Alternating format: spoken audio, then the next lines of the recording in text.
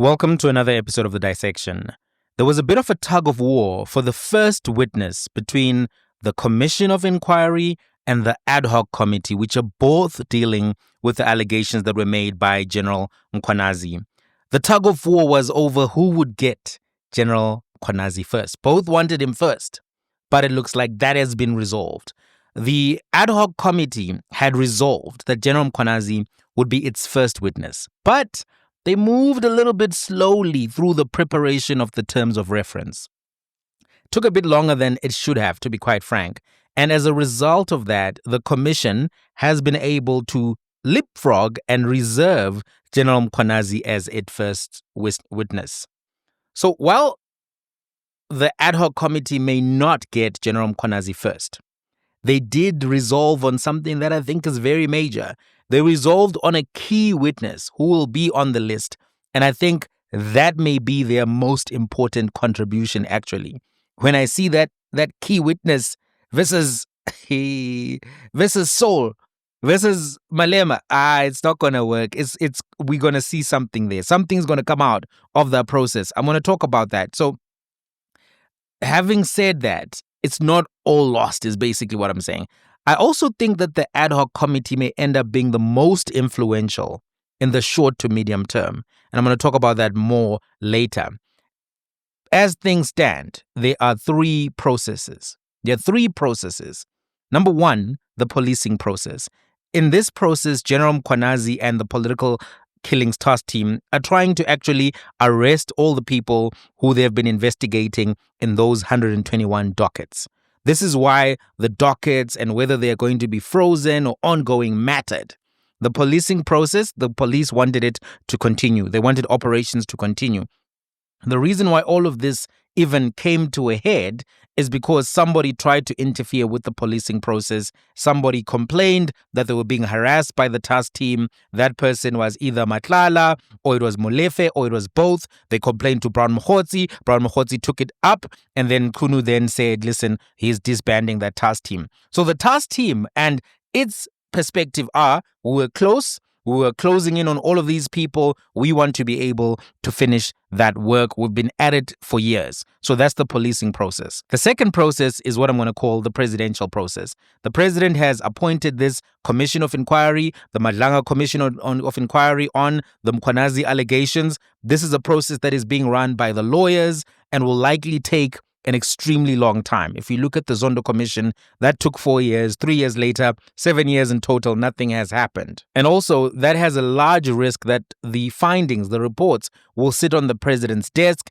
There'll be a fight for that particular, report to see it. People will go to court. When something is sitting on the president's desk and he says that, I'm applying my mind, that can take forever. And we've seen this before. When something is on the president's desk, it could sit there for a week, it could sit there for a year, it could sit there in perpetuity ad infinitum. So we need to be concerned about that process, how long it will take. I'm calling that second process the legal process. Then there's the parliamentary process. That's the third process. Parliament can actually move fast to hold the executive to account through motions of no confidence. They can fast track a political process of accountability. That process, I'm calling it the political process. This is the ad hoc committee process. So these are the three processes that have emanated from Fiasco Sunday, the 6th of July, and all of the statements that were made by General Mkhwanazi in that dramatic press conference. So as things stand, we now know where the tug of war for General Mkhwanazi as the first witness lands. He will appear at the commission first. This is what they said. They addressed some issues about dockets and other things. So this is what they said, a short summary of what they covered. We can now confirm that the consultation to which the chairperson of the commission, Justice Madlanga, referred was with Lieutenant General Mkhwanazi, whom the commission intends to call as its first witness. We are aware that the Parliamentary Ad hoc Committee would also want Lieutenant General Mkhwanazi to testify before it as soon as possible, and we are communicating with the Ad hoc Committee to ensure that this happens cooperatively. There was no need for us to have original copies of the dockets. but that also that the commission and the team had taken the necessary steps to ensure the integrity of the information. The commission has no intention to impede the work of the SAPS. Certainly, the public would expect that investigations that are currently underway would proceed. And that applies to the 121 dockets of the Political Killings Task Team 2. So I hope that we have clarified.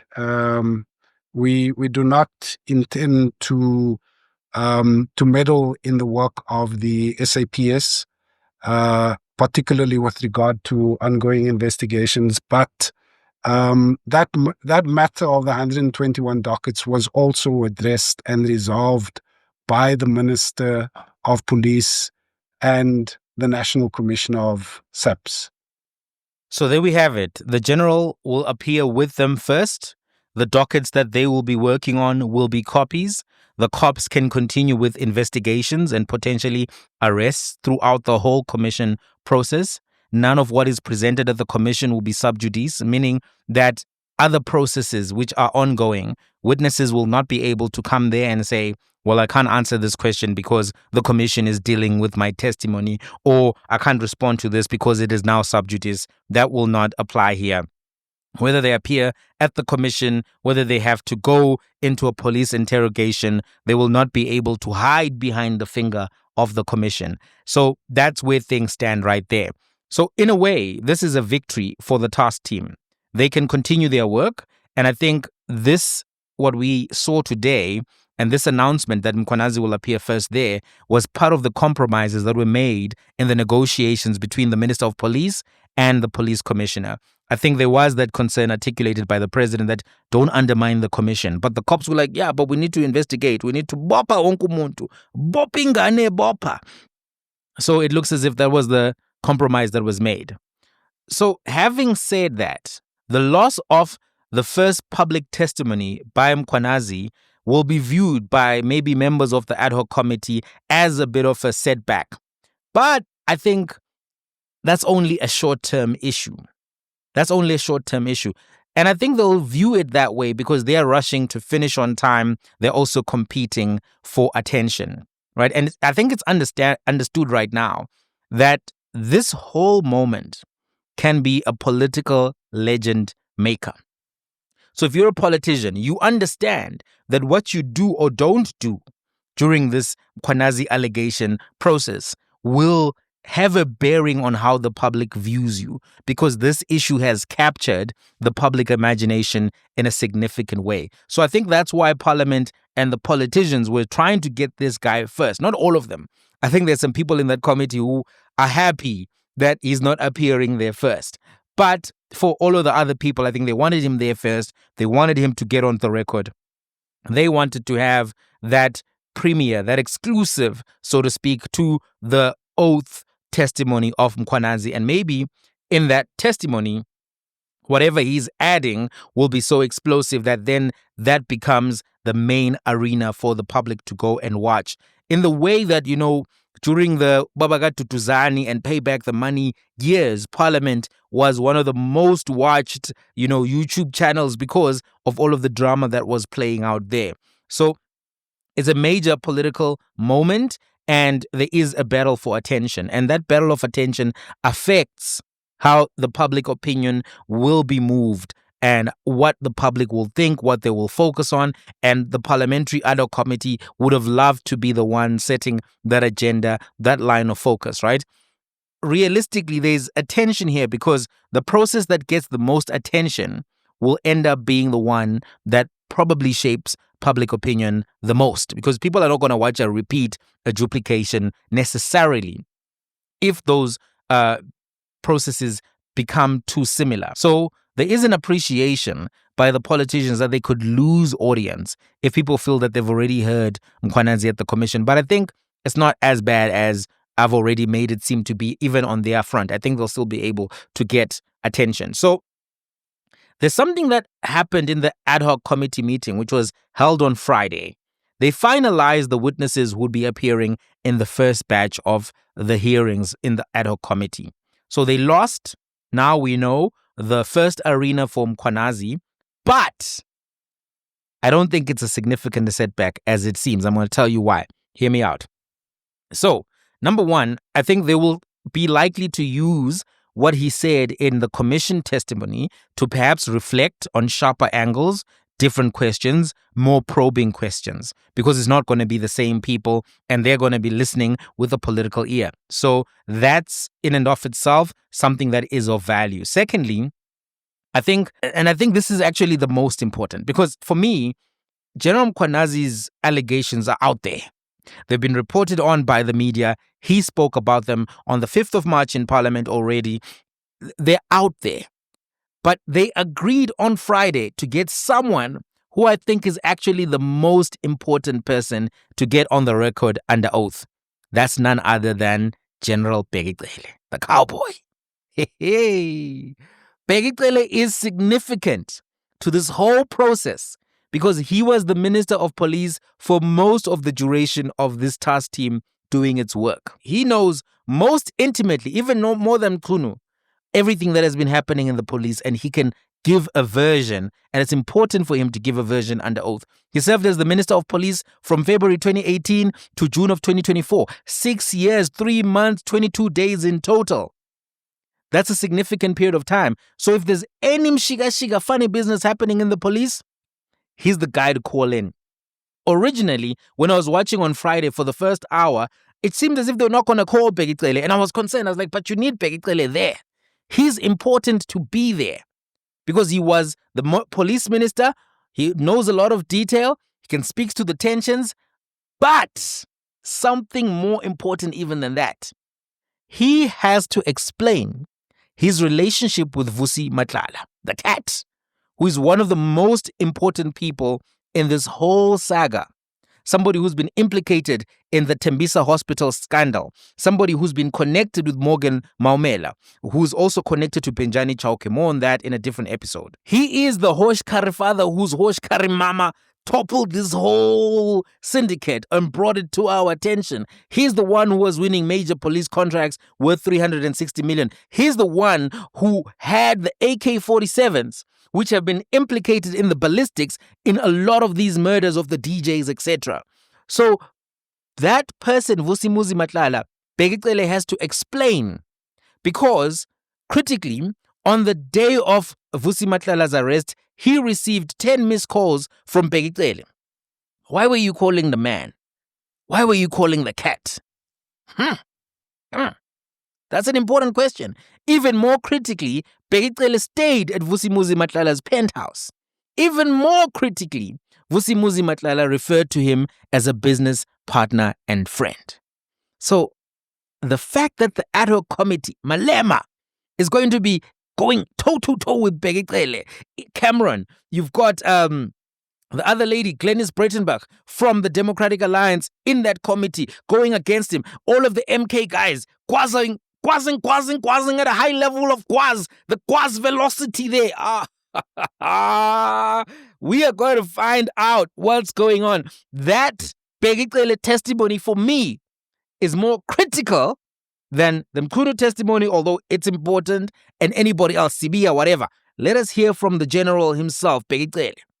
What's going on? Many people have pointed out that Bheki Cele seems to be, critical to a lot of the discussions. Senzo Meyiwa, a.k.a. now DJ, somebody, DJ Vintos, all of these other people, and attempted murders of taxi bosses, which all are implicated and associated and affiliated with Vusi Matlala.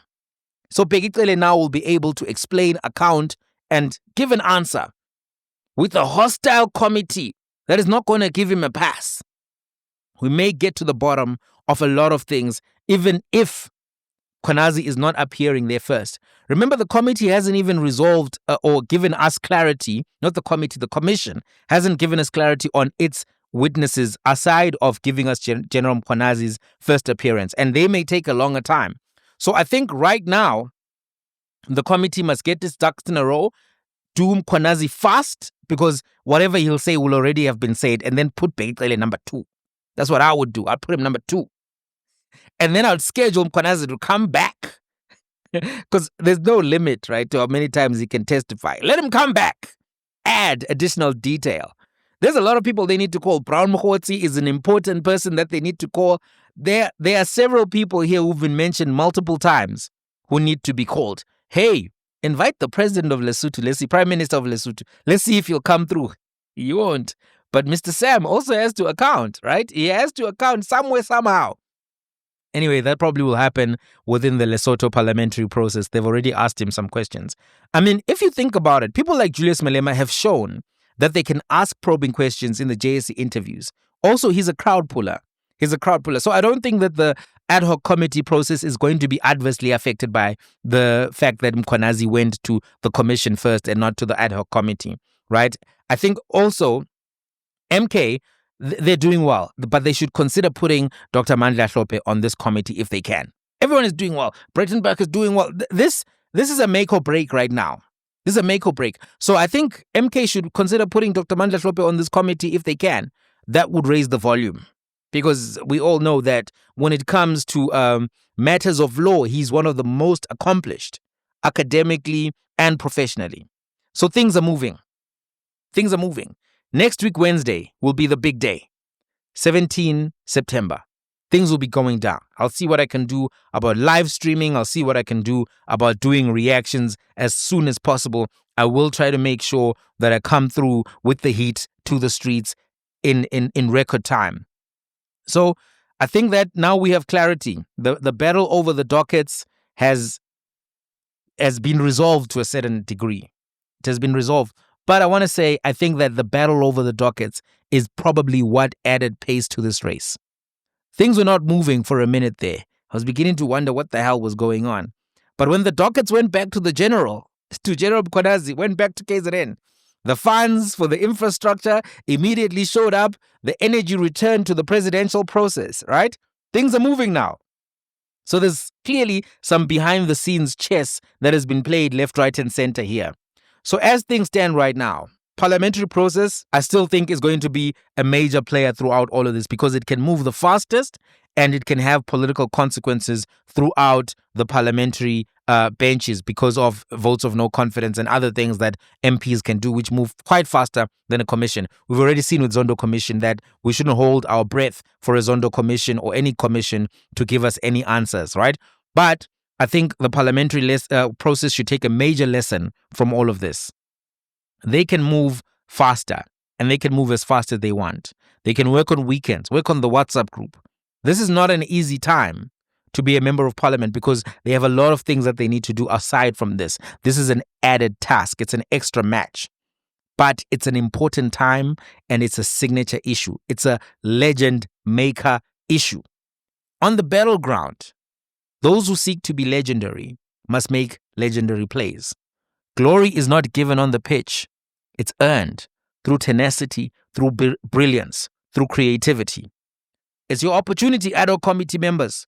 Show us your mettle. You know, a long time ago, none of us knew who Mo Salah was. We don't know who the hell he was. But now he's a legend. Why? Because he delivered on the pitch. Adhoc committee, this is your opportunity to deliver on the pitch. Show us what you're made of. Show us if you can be the ones who can crack the back of these syndicates once and for all. Are you the ones who are going to be able to end Hosh curry behavior in South Africa? The ball is in your court.